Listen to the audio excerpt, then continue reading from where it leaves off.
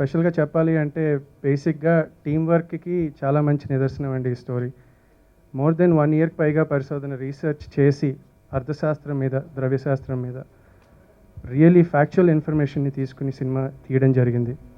ఏదో హాలీవుడ్లో చేసేసాం, ఇలా చేసామని చెప్పడం కాదు. నిజంగా మనం కూడా మంచి సినిమాలు తీయగలమని చెప్పేసి చాలామంది అనుకుంటారండి ఈ సినిమా చూసిన తర్వాత. మా రీసెర్చ్లో కూడా ఇందులో పాత్రలు పోషించిన వాళ్ళలో బ్యాంక్ ఆఫ్ అమెరికా డైరెక్టర్, అలాగే రిజర్వ్ బ్యాంక్ ఎంప్లాయీస్తో మేము మాట్లాడి ఇలాంటి పాసిబిలిటీ ఉందా, అసలు ఇలా చేయొచ్చా, 10 లక్షల కోట్లు అనేవి అసలు ఉన్నాయా ఆర్థిక వ్యవస్థలో, పెద్ద లెవెల్లో అంటే కంట్రీస్ ఇంకో కంట్రీని ఎలా అలగదొక్కేస్తాయి అనే అంశంపై ఈ సినిమాలో కోర్ థీమ్ ఉంటుంది. అలాగే కాకుండా సినిమాలో చెప్పాలి అంటే సాంకేతిక నిపుణులందరూ కూడా చాలా టాలెంటెడ్ పీపుల్ అండి. బేసిక్లీ ఇండస్ట్రీలో 5-6 ఇయర్స్ నుంచి అందరం స్ట్రగుల్ అవుతున్నాం. We know how exactly things work and chance వచ్చింది కాబట్టి we wanted to prove our selves. స్పెషల్గా ఫార్మాట్ గురించి చెప్పాలి. నాయర్ ఫిల్మ్ నాయర్స్ అని. బేసిక్లీ నాయర్ ఫార్మాట్ అనేది బాలీవుడ్లో ఆల్రెడీ ఎక్స్పెరిమెంట్ చేస్తున్నారండి. మీరు చూస్తుంటే చాలా డార్క్ ఫీల్ ఉంటుంది సినిమాలకి. So thanks to our DOP, ఆయన వల్ల ఆ పాసిబిలిటీ వచ్చింది. అండ్ స్పెషల్గా ఇంకో హైలైట్ చేయవలసిన elements music and VFX. Music మీరు వినే ఉంటారు, చూసుంటారు మీరు. థీమ్కి సరిపడేట్టు ఏఆర్ రెహమాన్ స్కూల్ ఆఫ్ మ్యూజిక్లో చేస్తున్నారు రోహిత్ కుమార్ గారని, ఆయన సమకూర్చడం జరిగింది. అండ్ విఎఫ్ఎక్స్ విషయానికి వస్తే real hero of the movie నన్ను అడిగితే విఎఫ్ఎక్స్ అండి. మీరు సినిమా చూసాక మీకు అర్థమవుతుంది. అందులో చాలా డిఫరెంట్ ఎలిమెంట్స్ని అంటే ఫ్యూచర్ చూపించవలసి వచ్చింది మాకు కొన్ని సీన్స్లో. 2026లో ప్రపంచం ఎలా ఉంటుంది అనేది మేము ఊహించుకుని విఎఫ్ఎక్స్లోని దాని ఆర్ట్ వర్క్ అంతా చేయించుకుని చూపించడం జరిగింది. Rohit, I'm Chennai-based musician. When I met Kirti first time, he told about the story. It's like a common man hacking RBI and robbing 10 lakh crore rupees. I was very thrilled after listening to the story. So I thank my Kirti Garu and producer for giving me this wonderful opportunity. Thank you so much. Yeah. ఇక్కడ విచ్చేసిన పెద్దలకి, media ప్రతినిధులకి అందరికీ thanks. ఈ movie కోసం చెప్పాలంటే చాలా ఉంది. Firstly నాది ఇది సెకండ్ మూవీ అండి నేను ప్రొడ్యూస్ చేయడం. ఇది ఫస్ట్ కిరీటి గారు నాకు స్టోరీ చెప్పారు. ఇది ఆయన ఆరంభం షోలో ఉన్నారు. ఇప్పుడు రామగోపాల వర్మ గారు షోలో ఉన్నారనమాట ఆ రోజు. అయితే నేను వెళ్తే ఆ రోజు షో మొత్తం చూసిన తర్వాత లాస్ట్లో చివరిలో నాకు స్టోరీ చెప్పారు. ఇది తస్కరా అనే దానికి. సారీ, దీనికన్నా ముందు నాకు బుద్ధ స్టోరీ చెప్పారు ఆయన.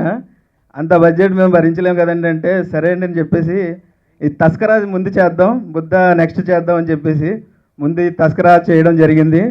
అది కూడా ఏంటంటే ఒక 6 months గ్యాప్ తీసుకున్నాను. తర్వాత ఆలోచించాను అనమాట మొత్తం.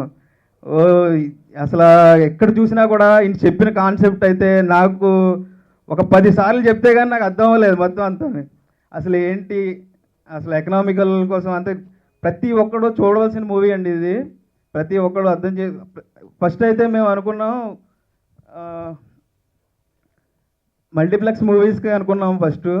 అలా కాకుండా మల్టీప్లెక్స్ ఏ క్లాస్ ఆడియన్స్కి యాప్ట్ అవుతే కుదరదు, ప్రతి ఒక్కరికి అర్థం అవ్వాలి, ప్రతి ఒక్కరికి తెలియాలన్నట్టుగా మొత్తం అందరికీ కూడా చదువు రానోళ్ళకి కూడా తెలియపరిచేలా ఈ మూవీ తీయడం జరిగిందండి మొత్తం అంతని. కిరీటి భాయ్లకు థ్యాంక్ యూ. కిరీటి గారు మాట్లాడడం చూసి ఎవరు భయపడొద్దండి. ఈ సినిమా కేవలం ఆవర్తి సేన్కు అబ్దుల్ కలాం ఆజాద్ లాంటి వాళ్ళకి అర్థం అవుతుందని, అందరికీ అర్థమయ్యేటట్టు మేము చాలా కష్టపడి ఈ సినిమాను తీసాము.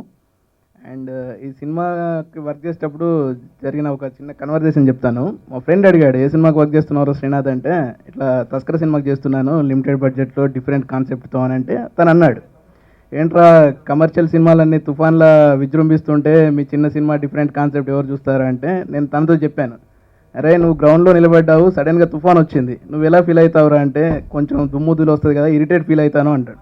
అది ఒక చిన్న పిల్లగాలి వచ్చిందంటే ఎలా ఫీల్ అవుతావు అంటే, చాలా ఫ్రెష్గా ఫీల్ అవుతానంటే, మా సినిమా కూడా సేమ్ అదే ఫ్రెష్నెస్ ఇస్తుందిరా మీకు అని చెప్పాను. చెప్పాలంటే ఒక సామాన్య వ్యక్తి దేశంలోనే అతిపెద్ద దొంగతనం చేసి దేశానికి సహాయం చేస్తాడు. అదేంటి, దొంగతనం చేస్తే దేశానికి ద్రోహం అవుతుంది కానీ సహాయం ఎలా అవుతుందని మీరు అనుకోవచ్చు. అదే ఈ సినిమా కాన్సెప్ట్.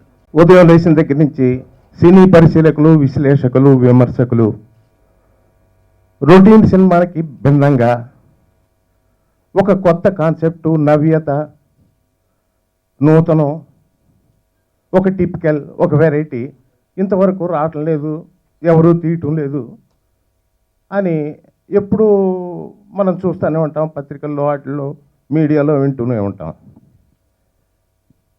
ఒక బటన్ నొక్కితే 10 సుమోలు లెగటం, ఒక పంచ్ ఇస్తే 20 మంది మనుషులు గాల్లో తేలటం వంటి సినిమాలతో విసిగిపోయిన వాళ్ళకి నిజంగా నవ్యత, నూతనత్వం కావాలనుకునే వాళ్ళకి ఒక అద్భుతమైన సబ్జెక్ట్, టెక్నాలజీ ఓరియంటెడ్, ఒక సాఫ్ట్వేర్ హార్డ్వేర్ ఈరోజు ప్రపంచాన్ని రూల్ చేస్తున్న ఈ టైంలో అదేంటి, how it is applying, how it is ruling, what is it's domination అనేది ఈ సినిమాలో ఒక చక్కటి డ్రామాటికల్గా, ఒక చక్కటి కాన్సెప్ట్ తోటి, అందులోనూ ఇది పొలిటికల్గా, సైంటిఫిక్గా, ఎకనామికల్గా అన్ని వర్గాల వారికి ఈ దేశాల మధ్య జరుగుతున్న అంతర్జాలం అనేది ఏ విధంగా ఉంటుంది అన్నది చక్కగా సున్నితంగా విప్పి చెప్పటం జరిగింది.